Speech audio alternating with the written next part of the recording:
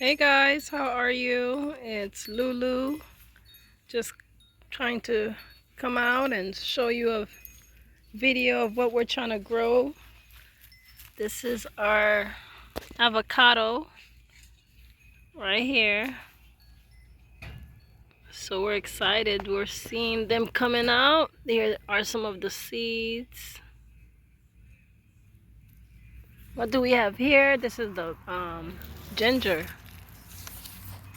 And it smells pretty good. That's our ginger right here.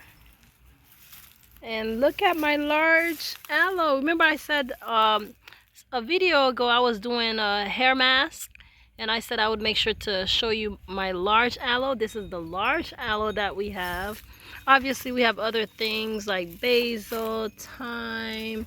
We have chives over there. I just wanted to show you our other aloe. So I'll use this aloe on our hair. So this is the small one.